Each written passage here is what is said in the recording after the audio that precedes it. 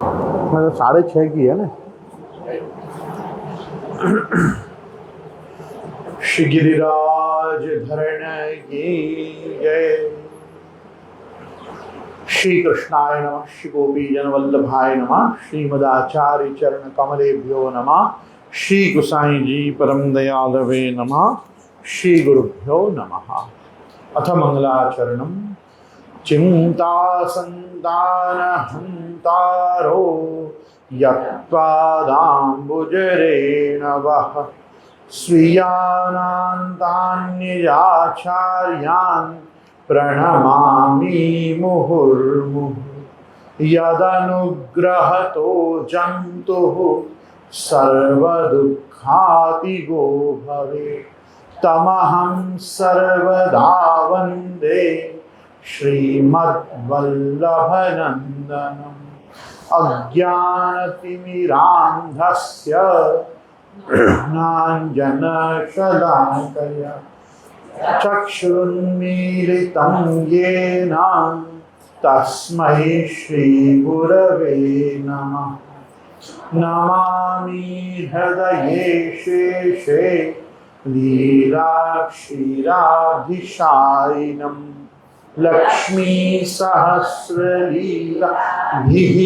सेव्यमानं कलानिधिं चतुर्भिश्च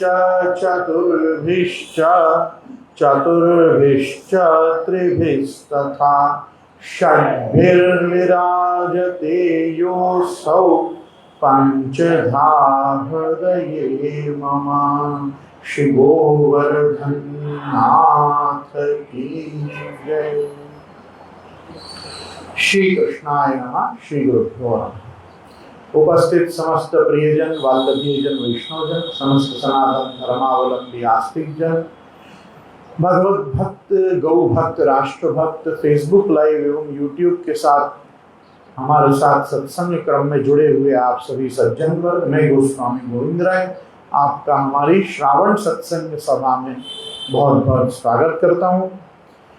श्रीमद् भागवत महापुराणांतर्गत दशम स्कंधीय आज 10वें अध्याय का चिंतन हम दर्शन करेंगे। गत 9वें अध्याय में भगवान का उखल बंधन आदि प्रकार और उसके द्वारा भगवान का इन दोनों अर्जुन वृक्षों की ओर देखना, प्रभु की अमी दृष्टि उन वृक्षों पे पड़ना और संकल्प मानसिक करना कि हाँ अब इनका उद्धार भी करना है। सो उसी क्रम में आगे यहाँ पे 10वां अध्याय प्रारंभ होता है और 10वें अध्याय में यमलार्जुन के उद्धार के क्रम में राजा सर्वप्रथम प्रश्न कर रहे हैं। राजा परीक्षित कह रहे हैं, राजोवाच कथ्यतां भगवन्नेतत् तयो शापस्य कारणं यत्तद् विगर्हितं कम येन वा देवर्षे सत्तमः। यत्तद् विगर्हितं कम येन वा देवर्षे सत्तमः। राजा परीक्षित ने पूछा, भगवान आप कृपया यह बतलाइए कि नलकूबर और मणिग्रीव को श्राप क्यों हुआ? उन्होंने ऐसा कौन सा निंदित कर्म किया था जिसके कारण परम शांत ऐसे देवर्षि नारद जी को भी क्रोध आ गया? यहाँ पे ये राजा का प्रश्न बहुत आवश्यक है। इसीलिए आवश्यक है क्योंकि नारद जी ने काम और क्रोध दोनों को अपनी तपस्या से उस पर विजय प्राप्त की थी और काम और क्रोध पे विजय पाने के कारण ही जो उनको अहंकार हुआ, उस अहंकार के निवारण के लिए ही पहले उनको हरिमुख प्रदान किया और फिर भगवान ने आके उनका वो मद भी दूर किया। तो उन्होंने काम और क्रोध ये दो चीजों को, कामदेव को भी जीता था और क्रोध को भी जीतकर महादेव जी को जाके विनती की कि हे भगवान आप अपने क्रोध पे विजय नहीं पा सके, आपने कामदेव को श्राप देकर भस्म कर दिया, लेकिन देखो मैंने क्रोध को भी जीत रखा है और काम को भी जीत रखा है। जब इस प्रकार भगवान रुद्र से ये वचन कहे तो भगवान श्री कृष्ण को भगवान श्रीमन नारायण को बहुत क्लेश हुआ कि नारद जी के इतनी तपश्चर्या के बाद उनको मद नहीं होना चाहिए। तो उसके बाद जो लीला की उसके कारण उनका मद भी निवृत्त हुआ। लेकिन यहाँ पुनः जब कहा कि नारद जी के श्राप से ये दोनों यमलार्जुन वृक्ष हो गए, तो राजा को बड़ा विस्मय हुआ कि भगवान ने तो काम, क्रोध और मद ये तीनों ही नारद जी के निवारण कर दिए थे, फिर पुनः नारद जी को क्रोध क्यों हुआ? तो सुखदेव जी उसका कारण बताते हुए कह रहे हैं कि रुद्रस्यानुचरो भूत्वा सुदप्तौ धनदात्मजौ कैलासो पवने रम्ये मंदाकिन्या मदोत्कटौ वारुणीं मदिरां पीत्वा मदाघूर्णितलोचनौ स्त्रीजनैरनुगायद्भिश्चेरतुः पुष्पिते वने। सुखदेव जी ने कहा, राजा परीक्षित, नल कुबर और मणिग्रीव ये दोनों एक तो धनाध्यक्ष कुबेर के लाडले लड़के थे और दूसरे इनकी गिनती हो गई थी रुद्र भगवान के अनुचरों। ऐसा है, पूरा ये यक्ष समाज है, ये पूरा यक्षरों का समाज जिसके राजा कुबेर हैं, ये यक्षराज कुबेर जो हैं, ये गंधमादन आदि पर्वतों में, हिमालय की तलहटी में, कैलाश की तलहटी में ये सब निवास करते हैं। ये परम शिव भक्त होते हैं और इनमें से कितनों को तो भगवान शिव ने अपने गणों में अथवा अपने अनुचरों में, अपने पार्षदों में सेवा दे रखी होती है। तो उसी प्रकार से ये यक्ष समुदाय के जो लोग हैं, इनमें से साक्षात कुबेर के ये दो पुत्र थे और ये दोनों पुत्र वहां पर रहा करते थे और रुद्र भगवान के अनुचरों में आ चुके थे। इससे उनको बड़ा घमंड हो गया था। एक दिन वे दोनों मंदाकिनी के तट पर कैलाश के रमणीय उपवन में वारुणी मदिरा पीकर मदोन्मत्त हो गए थे।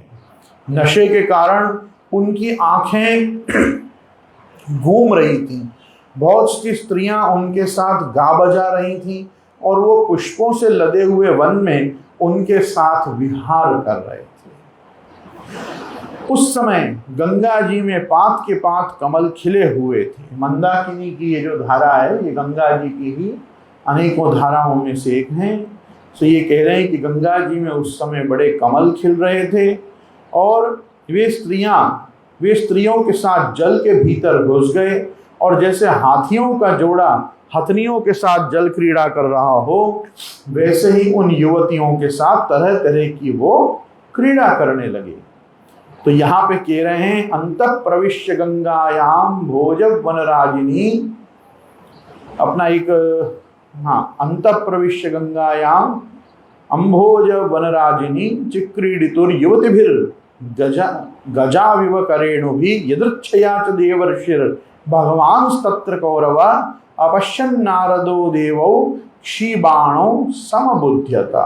परीक्षित, संयोगवश उधर से परम समर्थ देवर्षि नारद जी आ निकले।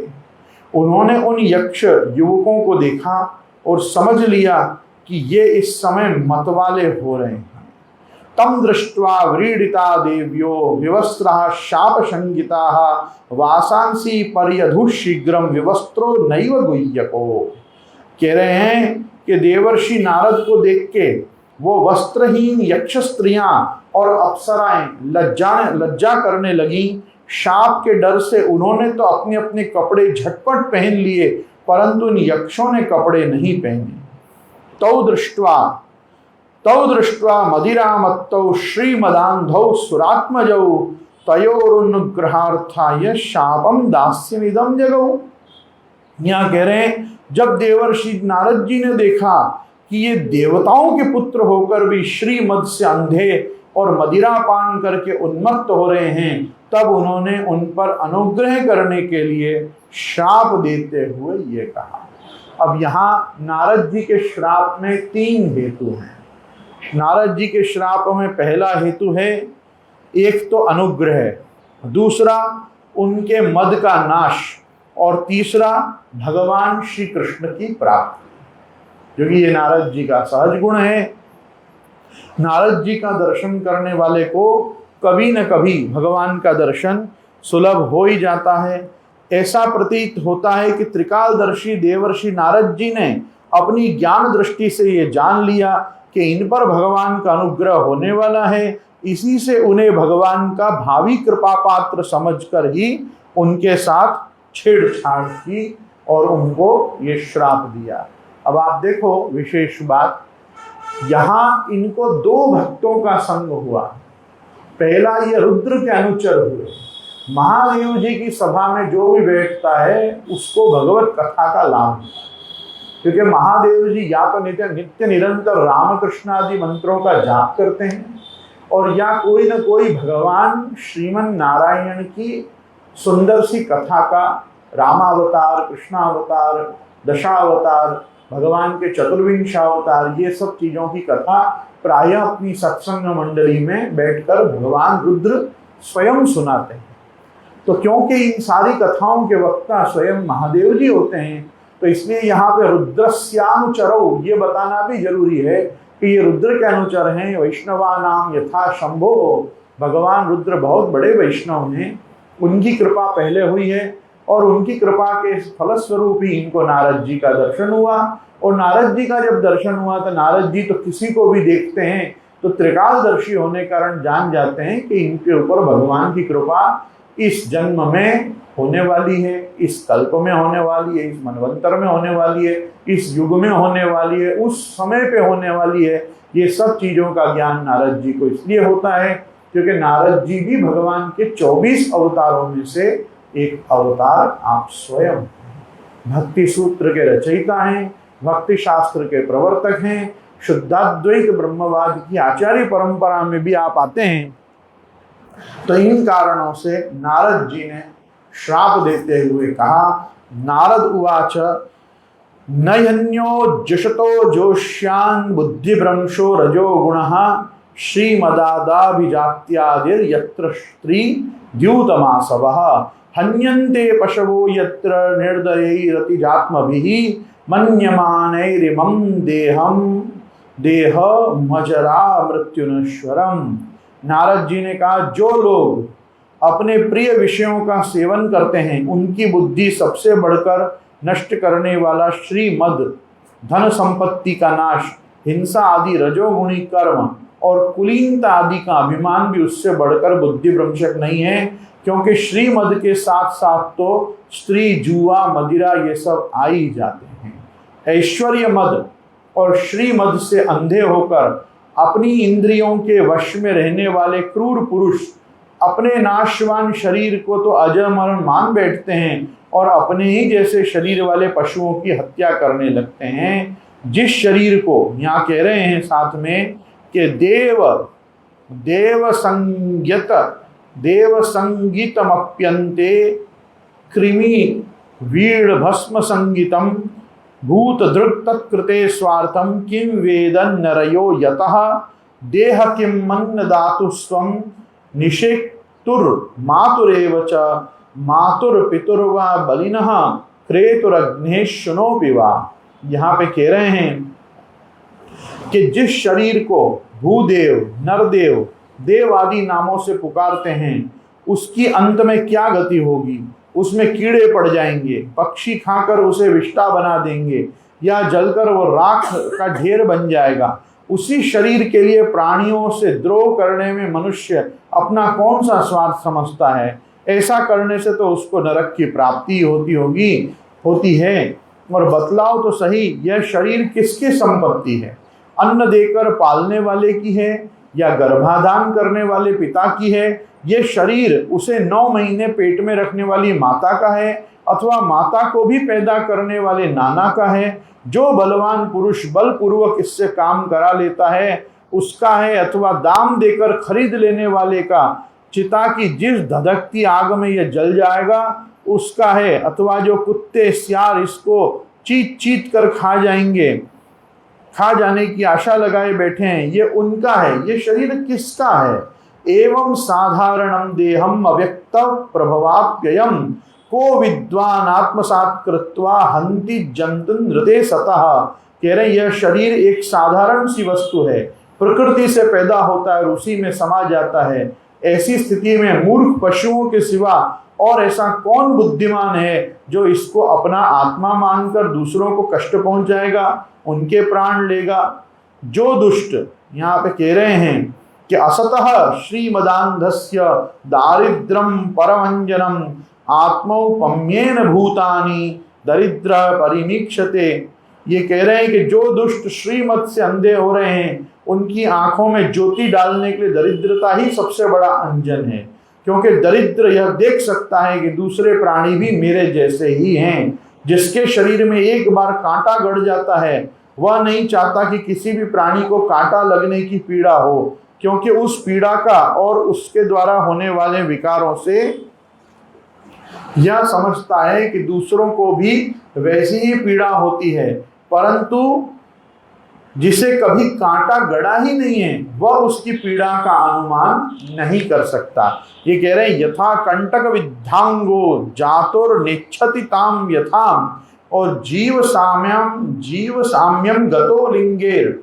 न तथा विद्ध कंटक दरिद्रो निरहस्तंभो मुक्त सर्वमदैरिह कृच्छयम यदृच्छयाप्नोति तद्धि तस्य परम तपः। दरिद्र में घमंड और हेकड़ी नहीं होती। दरिद्र मतलब गरीब आदमी में कभी घमंड और हेकड़ी नहीं होती।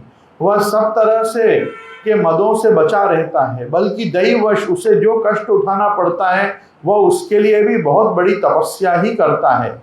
नित्यं क्षुक्षाम देहस्य दरिद्रस्यान्न कांक्षिणः इंद्रियाण्युन्न शुष्यन्ति हिंसापि विनिवर्तते। कह रहे हैं जिसे प्रतिदिन भोजन के लिए अन्न जुटाना पड़ता है, भूख से जिसका शरीर दुबला पतला हो गया, उस दरिद्र की इंद्रियां भी अधिक विषय नहीं भोगना चाहती, सुख चाहती हैं, सूख जाती हैं, और फिर वह अपने भोगों के लिए दूसरे प्राणियों को सताता नहीं है, उनकी हिंसा नहीं करता। दरिद्रस्यैव युज्यन्ते साधवः समदर्शिनः सद्भिक्षणोति संतर्ष तथा आराग विशुद्ध्यति। यद्यपि साधु पुरुष समदर्शी होते हैं, फिर भी उनका समागम दरिद्री के लिए ही सुलभ है, क्योंकि उसके भोग तो पहले से ही छूटे हुए हैं। अब संतों के संग से उसकी लालसा तृष्णा भी मिट जाती है और शीघ्र ही उसका अंतःकरण शुद्ध हो जाता है। यहाँ 17वें श्लोक तक इन्होंने ये बात कही। इसको बताते हुए कह रहे हैं कि धनी पुरुष में, पैसा वाले आदमी में, धनी पुरुष में 3 दोष होते हैं। धन का अभिमान और धन की तृष्णा। दरिद्र पुरुष में पहले 2 नहीं होते, केवल तीसरा ही दोष होता है। इसलिए सत्पुरुषों के संग से धन की तृष्णा मिट जाने पर धनियों की अपेक्षा उसका शीघ्र कल्याण हो जाता है। 3 प्रकार के जो दोष बताए हैं उसमें धन अर्थात अधिक, अपनी आवश्यकता से अधिक धन होना भी एक दोष है, धन का अभिमान दूसरा दोष है, और ये दोनों होने के कारण धन की तृष्णा बने रहना ये तीसरा दोष बताया। लेकिन साथ में बता रहे हैं कि ये 2 दरिद्री में नहीं होते। दरिद्र के पास धन ही नहीं होता है, इसलिए धन का अभिमान नहीं होता है, और धन का अभिमान नहीं होता है तो तीसरी ही एक वस्तु होती है, और वो होती है धन की तृष्णा, कि और धन आ जाए बस। और वो क्या होता है, ये कह रहे हैं कि जब किसी अच्छे पुरुष का संग मिले तो वो भी चला जाता है, तो इसलिए गरीब आदमी के कल्याण की संभावना ज्यादा होती है श्रीमदांध मनुष्य के कंपैरिजन, यूं कह रहे हैं। फिर 18वें श्लोक में कह रहे हैं साधूनां समचित्तानां मुकुंद चरणैषिणां उपेक्षहि किम धनस्तंभैरसद्भिर्रसदाश्रयैहि।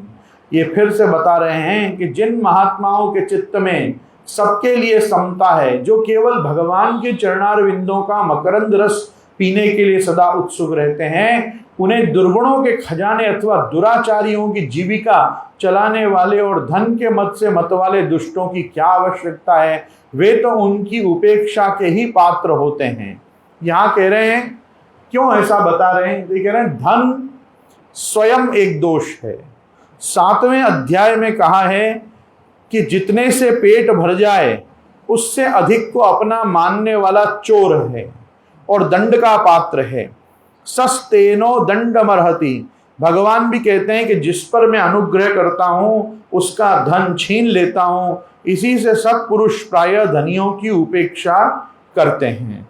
फिर यहाँ पे कह रहे हैं तीसरी बात समझाते हुए कि तदहम मत्तयोर माध्व्या वारुण्या श्रीमदान्धयो तमो मदम हरिष्यामि स्त्रैणयो रजितात्मनो हो। ये दोनों यक्ष वारुणी मदिरा का पान करके मतवाले और श्रीमद से अंधे हो रहे हैं। अपनी इंद्रियों के अधीन रहने वाले इन स्त्री लंपट यक्षों का अज्ञान जनित मद मैं चूर चूर कर दूंगा। कैसे करूंगा? तो कह रहे हैं यदिमो लोकपालस्य पुत्रो भूत्वा तमप्लुतौ न विवास समात्मानम विजानीत सुदुर्मदो। देखो तो सही कितना अनर्थ है कि ये लोकपाल कुबेर के पुत्र होने पर भी मदोन्मत्त होकर अचेत हो रहे हैं। इनको इस बात का भी पता नहीं कि हम बिल्कुल नंग धड़ंग पड़े हैं। तो ऐसा ये सब पड़े हैं। अतोर हत स्थावरताम स्याताम नैवं यथा पुनः स्मृति स्यान् मत प्रसादेन तत्रापि मदनुग्रहात् वासुदेवस्य सानिध्वं लब्ध्वा दिव्य शरच्छतै वृत्ते स्वर्लोकतां भूयो लप्त भक्ति भविष्यतः। इसलिए ये दोनों अब वृक्ष योनि में जाने के योग्य हैं, क्योंकि ऐसे भी जड़ ही पड़े हैं, पी पी के पड़े हैं, इनको पता ही नहीं कि कैसे पड़े हैं, कहाँ खड़े हैं, नंग धड़ंग हैं। अब वृक्षों को थोड़ी कोई कपड़ा पहनाता है, ये वृक्षों के जैसे ही पड़े हैं। देखो इनको असुर नहीं बनाया, और सब ऋषि श्राप देते हैं, फट करके असुर बना देते हैं। नारद जी ने असुर नहीं बनाया, नारद जी ने क्या बनाया? वृक्ष बना दिया, जड़ बना दिया। क्यों? वृक्ष कैसे भी होते हैं, दूसरों का हित करते हैं। सबसे पहले इनको दूसरों के काम का बनाए, दूसरा इनको नंदालय के वृक्ष बनाए, ब्रज में इनको स्थान दिया। नारद जी की कृपा अपन गिनेंगे, बहुत कृपा है नारद जी की इन पे। तो नारद जी ने इनको जो जो श्राप भी दिया, वो श्राप भी ऐसा दिया कि क्रोधोपि देवस्य वरेण तुल्यः, इनका क्रोध भी वरदान रूप हो गया। तो क्योंकि अनुग्रह करने की इच्छा से ही श्राप दिया था। ये कह रहे हैं इसलिए ये दोनों वृक्ष योनि में जाने के योग्य हैं। ऐसा होने से इन्हें फिर किसी प्रकार का अभिमान न होगा। वृक्ष योनि में जाने पर भी मेरी कृपा से इन्हें भगवान की स्मृति बनी रहेगी, और मेरे अनुग्रह से देवताओं के 100 वर्ष बीतने पर इन्हें भगवान श्री कृष्ण का सानिध्य प्राप्त होगा, और फिर भगवान के चरणों में परम प्रेम प्राप्त करके ये अपने लोक में चले आएंगे। इनको पुनः अपना लोक दिया, अपना पुनः स्वरूप दान किया, भगवान का संस्पर्श कह लो या भगवान का सन्निधान दिया। ये भगवान की स्तुति भी करेंगे, और इनको भगवत दर्शन तो है ही। नारद जी ने बहुत कृपा करके इनको वृक्ष का होने का श्राप दे दिया, इनको जड़ कर दिया। श्री शुकदेव जी कहते हैं, श्री शुक उवाच एवं उक्त्वा स देवर्षिर्गतो नारायणाश्रमं नलकूबरमणिग्रावा वासतुर्यमलार्जुनो ऋषिर्भागवतमुख्यस्य सत्यं कर्तुं वचो हरि जगाम शनकैस्तत्र यत्रास्तां यमलार्जुनो। शुकदेव जी कहते हैं देवर्षि नारद इस प्रकार कहकर भगवान नर नारायण के आश्रम पे चले गए। नर नारायण का आश्रम मतलब बद्रिकाश्रम। ये बद्रीनाथ जी की ओर जा रहे थे, बीच में मंदाकिनी पड़ी, मंदाकिनी में विहार करते इन दुष्टों को देखा और इन दुष्टों के ऊपर कृपा करके आप आगे बढ़ गए। तो यहाँ कह रहे हैं कि शाप वरदान से तपस्या क्षीण होती है। नलकूबर मणिग्रीव को श्राप देने के पश्चात नर नारायण की आश्रम करने का अभिप्राय यह है कि पुनः तप संचय कर लिया जाए। तो पुनः तप संचय करने के लिए और वापिस ये बद्रिकाश्रम की ओर चल दिए।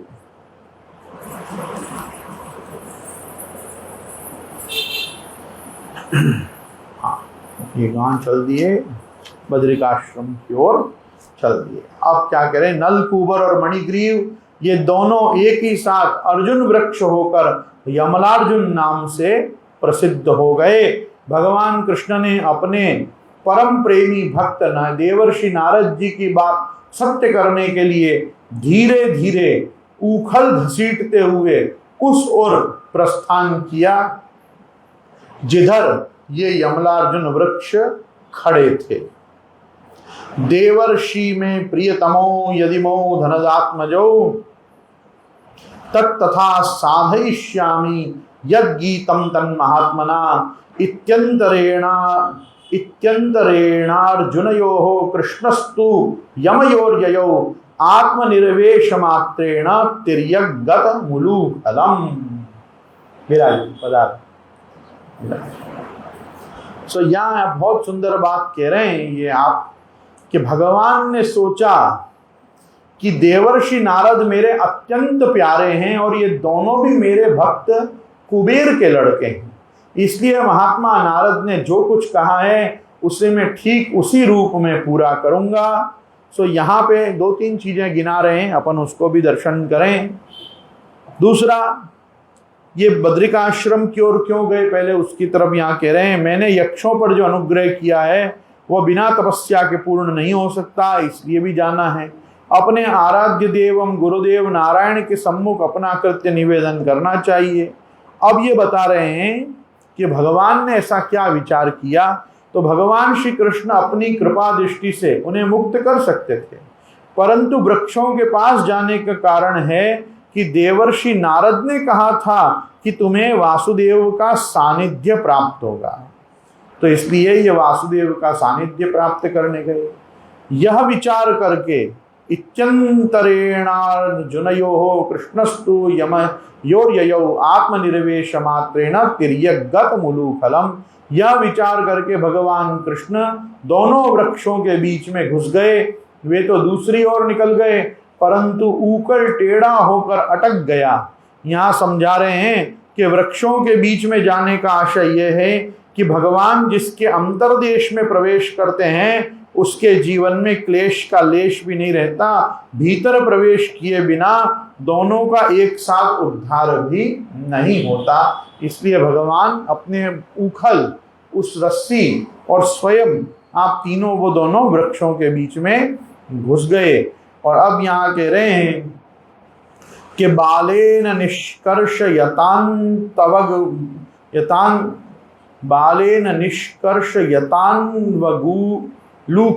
तद्दामोदरेण तरसोत्कलितांग्रिबंधौ निष्पेततहु परम विक्रमिता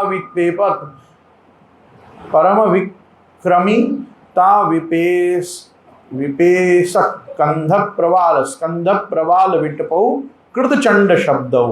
बहुत सुंदर बात यहाँ कह रहे हैं कि दामोदर भगवान कृष्ण की कमर में रस्सी कसी हुई थी, उन्होंने अपने पीछे लुढ़कते हुए उखल को जो ही तनिक जोर से खींचा त्यों ही पेड़ों की सारी जड़ें उखड़ गईं और समस्त बल विक्रम के केंद्र भगवान का तनिक सा जोर लगते ही पेड़ों के तने, शाखाएं, छोटी छोटी डालियां और एक एक पत्ते कांप उठे और वे दोनों बड़े जोर से तड़तड़ाते हुए पृथ्वी पर जा गिरे। ये दोनों वृक्ष भगवान के इस प्रकार खींचने पर जा गिरे। तो ये कह रहे हैं कि जो भगवान के गुण, भक्त वात्सल्य आदि सद्गुणों या रस्सी से बंधा हुआ है, वह तिर्यक गति, पशु पक्षी या टेढ़ी चाल वाला ही क्यों न हो, दूसरों का उद्धार कर सकता है। अपने अनुयायी के द्वारा किया हुआ काम इतना यशस्कर होता है उतना अपने हाथ से नहीं, मानो यही सोचकर अपने पीछे चलने वाले उखल के द्वारा उनका उद्धार भगवान ने कराया। तो इस प्रकार से ये दोनों वृक्ष जो हैं ये उखड़ कर भगवान के खींचने पर, उखल की चोट करने पर ये गिर पड़े। तत्र श्रिया परमया ककुभस्फुरन्तौ सिद्धावुपेत्य कुजयोरिव जात वेदाः कृष्णं प्रणम्य शिरसा किल लोकनाथं बद्धांजलिम विरजसा विदमूचुतस्मः। उन दोनों वृक्षों में से अग्नि के समान तेजस्वी 2 सिद्ध पुरुष निकले। उनके चमचमाते हुए सौंदर्य से दिशाएं दमक उठी। उन्होंने संपूर्ण लोकों के स्वामी भगवान कृष्ण के पास आकर उनके चरणों में सिर रखकर प्रणाम किया और हाथ जोड़कर शुद्ध हृदय से वो इनकी इस प्रकार स्तुति करने लगे। यहाँ पे ये दोनों ही नलकूबर और मणिग्रीव भगवान की स्तुति कर रहे हैं। ये पहले श्लोक में कह रहे हैं कृष्ण कृष्ण महायोगिन स्वमाद्य पुरुष परः व्यक्ता व्यक्तमिदं विश्वम रूपम ते ब्राह्मणा विदुः। उन्होंने कहा सच्चिदानंद घन स्वरूप सबको अपनी ओर आकर्षित करने वाले परम योगेश्वर श्री कृष्ण, आप प्रकृति से अतीत स्वयं पुरुषोत्तम हैं। वेदज्ञ ब्राह्मण यह बात जानते हैं कि यह व्यक्त और अव्यक्त संपूर्ण जगत आपका ही रूप है। और त्वमेकः सर्वभूतानां देहा स्वात्मेन्द्रियेश्वरः त्वमेव कालो भगवान विष्णुरव्यय ईश्वरः। आप ही समस्त प्राणियों के शरीर, प्राण, अंतःकरण और इंद्रियों के स्वामी हैं तथा आप ही सर्वशक्तिमान, काल, सर्वव्यापक एवं अविनाशी ईश्वर हैं। और कहा तुम महान प्रकृति सूक्ष्म रजस सप्त तमोमयी त्वमेव पुरुषोध्यक्ष सर्वक्षेत्र विकारवित्। आप ही महतत्व और वह प्रकृति हैं जो अत्यंत सूक्ष्म एवं सत्वगुण, रजोगुण, तमोगुण रूपा है। आप ही समस्त स्थूल और सूक्ष्म शरीरों के कर्म, भाव, धर्म और सत्ता के जानने वाले, सबके साक्षी परमात्मा आप स्वयं हैं। गृह्यमाणेस्त्वमग्राह्यो विकारैर् प्राकृतैर्गुणैः कौन विहारहति विज्ञातुं प्राक्सिद्धिं गुण समृतः। वृत्तियों से कह रहे, वृत्तियों से ग्रहण किए जाने वाले प्रकृति के गुणों और विकारों के द्वारा आप पकड़ में नहीं आ सकते। स्थूल और सूक्ष्म शरीर के आवरण से ढका हुआ ऐसा कौन सा पुरुष है जो आपको जान सके, क्योंकि आप तो उन शरीरों के पहले भी एक रस ही विद्यमान थे। और इसके साथ कह रहे हैं तस्मै तुभ्यं भगवते वासुदेवाय वेदसे आत्मद्यौत गुणैश्छन्न महिम्ने ब्रह्मणे नमः। समस्त प्रपंच के विधाता भगवान वासुदेव को हम नमस्कार करते हैं। प्रभु, आपके द्वारा प्रकाशित होने वाले गुणों से ही आपने अपनी महिमा छिपा रखी है। परब्रह्म स्वरूप श्री कृष्ण, हम आपको नमस्कार करते हैं। ये स्तुति पूरी हो तब मैं आपको एक चीज बताना चाहूंगा। पहले अपन इस स्तुति का आनंद लें, ध्यान से सुनिएगा। ये अब प्रभु को नमस्कार करके कह रहे हैं यस्यावतारा ज्ञायन्ते शरीरेश्व शरीरिणः तैस्तैरतुल्यातिशयैर्वीर्यदेहस्विसंगतैः। आप प्राकृत शरीर से रहित हैं, फिर भी जब आप ऐसे पराक्रम प्रकट करते हैं जो साधारण शरीरधारियों के लिए शक्य नहीं है, और जिनसे बढ़कर तो क्या, जिनके समान भी कोई नहीं कर सकता, तब उनके द्वारा उन शरीरों में आपके अवतारों का पता चलता है। स भवान सर्वलोकस्य भवाय विभवाय च अवतीर्णोंश भागेन सांप्रतम पतिराशिषाम। प्रभु, आप ही समस्त लोकों के अभ्युदय और निश्रेयस के लिए आप इस समय अपनी संपूर्ण शक्तियों के साथ अवतीर्ण हुए हैं। आप समस्त अभिलाषाओं को पूर्ण करने वाले हैं। और नमः परम कल्याण, नमः परम मंगल, वासुदेवाय शांताय यदुनाम पतये नमः। आप समस्त अभिलाषाओं को पूर्ण करने वाले हैं। परम कल्याण साध्य स्वरूप आपको नमस्कार है। परम मंगल साधन स्वरूप आपको नमस्कार है।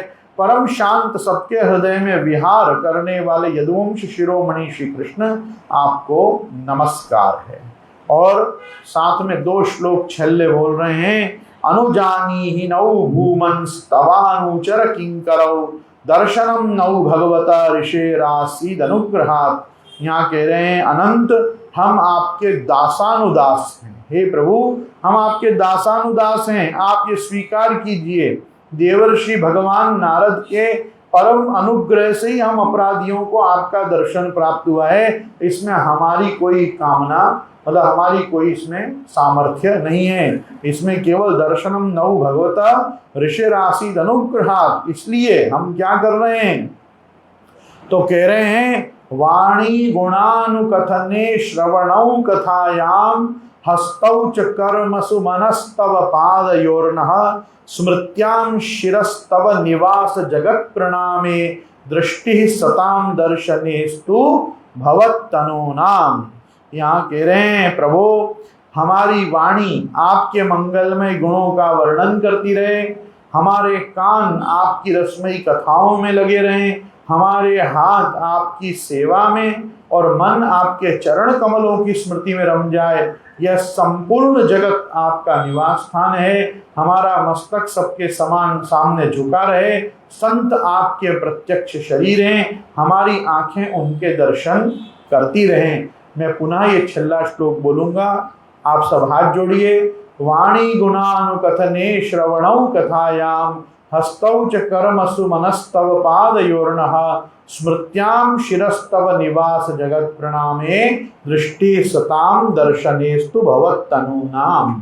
ऐसी स्तुति करके और जब ये चुप हो गए तब शुकदेव जी बताते हैं, श्री शुक उवाच इत्थं संकीर्तितस्ताभ्यां भगवान गोकुलेश्वरः दाम्ना चोलुखले बद्ध प्रहसन्नाः गुह्यकौ। श्री शुकदेव जी कहते हैं, सौंदर्य माधुर्य निधि गोकुलेश्वर श्री कृष्ण ने नल कुबर और मणिग्रीव के इस प्रकार स्तुति करने पर रस्सी से उखल में बंधे बंधे ही हंसते हुए उनसे कहा, ये क्या कहते हैं भगवान? तो भगवान का अभिप्राय पहले दे रहे हैं कि सर्वदा मैं मुक्त रहता हूं और बद्ध जीव मेरी स्तुति करते हैं। आज कैसा आश्चर्य है कि आज मैं बद्ध हूं और मुक्त जीव मेरी स्तुति कर रहे हैं। यह विपरीत दशा देखकर भगवान को हंसी आ गई। भगवान खुद उनकी स्तुति सुन के हंस रहे हैं। देखो, मैं आप लोगों को आज खास एक बात बताना चाहूंगा। भागवत जी जैसे शास्त्र दो प्रकार की वस्तुओं से बने होते हैं। एक होता है उनमें कथा पक्ष। क्या होता है? केवल स्टोरी नहीं, हिस्ट्री, इतिहास। एक चीज उनमें होती है इतिहास। पुरा भवम इति पुराणम। पुराण उसी को कहते हैं जो पहले कभी हुआ हो, काल्पनिक ना हो, माइथोलॉजी ना हो, जो कोई मिथ अर्थात बिलीफ या फेथ सिस्टम ना हो। कोई न कोई काल की, कोई न कोई कल्प मनवंतर युगादि की जो एक्चुअल हिस्ट्री होगी उसको ही पुराण कहते हैं। तो पुराण में जो कथा होती है वो कथा अपने आप में समाज के लिए दृष्टांत पक्ष होता है। क्या होता है? दृष्टांत। देखो उस समय ऐसा हुआ था ना, ऐसे करके अपन जो बोलते हैं उसको दृष्टांत पक्ष कहते हैं। और दूसरी वस्तु जो होती है वो होती है इसमें ये भक्तों के द्वारा की हुई स्तुति। क्या होती है? स्तुति। दूसरा पक्ष जो बना होता है भाई, इसमें अलग अलग प्रकार की स्तुति मिलती हैं। गजेंद्र की स्तुति मिलेगी, वृत्रासुर की स्तुति मिलेगी, इनकी ये अभी अपन ने नलकुबर मणिग्रीव की स्तुति की, ध्रुव जी की स्तुति, प्रहलाद जी की स्तुति, इसकी स्तुति, उसकी स्तुति, सब प्रकार की स्तुतियां अपने को भागवत जी में देखने को मिलती हैं। गोपी जनों ने भी तो जितने गीत गाए वो सब भगवान का स्तवन ही तो है। तो ये सब स्तुति है। स्तुति में क्या है मालूम? स्तुति में जैसे ये भगवान का स्वरूप बता रहे हैं, जगत का स्वरूप बता रहे हैं, जीव का स्वरूप बता रहे हैं, माया का स्वरूप बता रहे हैं, माया के निराकरण का प्रकार बता रहे हैं, भगवान को मायातीत बता रहे हैं, भगवान को कालातीत बता रहे हैं, भगवान को वेदातीत बता रहे हैं, भगवान को कर्म बंधन से परे बता रहे हैं, भगवान को प्रकृति से परे बता रहे हैं, प्रकृति को भगवान के अधीन बता रहे हैं। ये जगत के सृष्टा, पालयिता, नियंता, लय करता, ये सब उत्पत्ति स्थिति लयादि में कारण भगवान को बता रहे हैं। भगवान कोई निमित्त कारण, उपादान कारण, समवायी कारण, सब कारण कौन है? तो भगवान है। ऐसा सब स्तुति में एक सा ऐसा ही मिलेगा। जिस भक्त को जैसा अनुभव, जैसा भगवत दर्शन, जैसी अधिकारिता, जैसी पात्रता, वो अपने अधिकार और पात्रता अनुसार वो वैसी स्तुति करता है। तो जब स्तुति प्रकरण आता है तो वो भागवत जी का सिद्धांत पक्ष होता है। क्या पक्ष होता है? कथा क्या है? दृष्टांत पक्ष है, एग्जाम्पल। ऐसा हुआ था। तो जब हम कथा सुनते हैं तो कथा एक प्रकार का दृष्टांत है, और जब हम उसके साथ उनमें कृतार्थ हुए इन भगवत भक्तों की वाणी सुनते हैं तो ये सब जो स्तुतियां हैं, ये स्तुतियां ही वास्तव में समाधि भाषा है। क्या है? समाधि। समाधि में क्या होता है भाई? समाधि में भगवत दर्शन होता है। तो जिसको भगवत दर्शन हुआ है उसने भगवत दर्शनानंतर जो बात कही है वो उसका अनुभूत, अनुग्रहिक लभ्य और अनुभविक सिद्ध उसका सिद्धांत होता है कि इसमें भगवान ने यह सिद्धांत प्रकट किया। इसलिए स्तुति में बोर नहीं होना चाहिए कि ये तो वेदांत की बातें हैं, ये तो सिद्धांत की बातें हैं, ये तो भाई ऐसा नहीं। सिद्धांत क्या है? भागवत का सिद्धांत केवल भागवत की कथाएं नहीं है। भागवत की कथा तो भागवत का इतिहास है, मानव संस्कृति का इतिहास है, मानव मात्र के पूर्व जन्म के और पूर्वजों का इतिहास है। ये इतिहास पक्ष तो दृष्टांत पक्ष है, और स्तुति का जो मूल पक्ष है वही भागवत का सिद्धांत पक्ष है। तो जब हम पूछेंगे कि भागवत जी का सिद्धांत क्या है, तो भागवत जी का सिद्धांत ये है कि ये जो बोल रहे हैं कि वाणी गुणानुकथने श्रवणं कथायाम हस्तौ च कर्मसु मनस्तव पादयोर्न, ये सब बराबर है, पर ये होगा कैसे? तो कहा कि स्मृत्याम शिरस्तव निवास जगत प्रणामी दृष्टि सताम दर्शनेस्तु भवतनुनाम। प्रभु, ये तो आपके भक्त जब हम पे कृपा करेंगे तब जाके हमको ये सब चीजें प्राप्त होंगी। जैसे हम पे नारद जी की कृपा हुई तो हमको आपका दर्शन मिला, भगवान शिव की कृपा हुई तो नारद जी का दर्शन मिला, नारद जी की कृपा हुई तो आपका दर्शन मिला, और आपका दर्शन हुआ, आप मिले तो आपकी भक्ति का दान हमको हुआ। भगवान के मिलने से क्या मिला इनको? मुक्ति तो ऑलरेडी मिल गई। पहले तो जड़ योनि में से मुक्ति मिल गई, वृक्ष थे, वृक्ष में से वापस अपने मूल स्वरूप में आ गए, वापस यक्ष योनि में आ गए। यक्ष योनि में आके भी ये सीधे अपने लोक को चले गए, मतलब इनको उत्तम लोक की प्राप्ति हुई। तो ये मुक्त भी हुए और भगवान के भक्त भी हुए। तो ये जो ना सिद्धांत पक्ष जो है ये बहुत जरूरी है। और अब इसके साथ श्री भगवान ने क्या आज्ञा की, ये पहले तो हंस के देखा और फिर क्या आज्ञा दी, वो अपन चिंतन जो है वो कल करेंगे। कल हरियाली अमावस्या है और इसके साथ भगवान के 10वें अध्याय का संपूर्णता होगी। 11वें अध्याय की कथा का हम दर्शन करेंगे। तो मेरा आप सभी लोगों से आग्रह है कि जब भी भागवत जी को श्रवण करें तो जितना रस कथा पक्ष में लें उतना ही आप स्तुति पक्ष में भी रस लें, तो आपको भागवत जी का सिद्धांत हृदयारूढ़ होगा। दृष्टांत के साथ सिद्धांत होना बहुत जरूरी है कि नहीं? बोलो श्री गोवर्धन नाथ।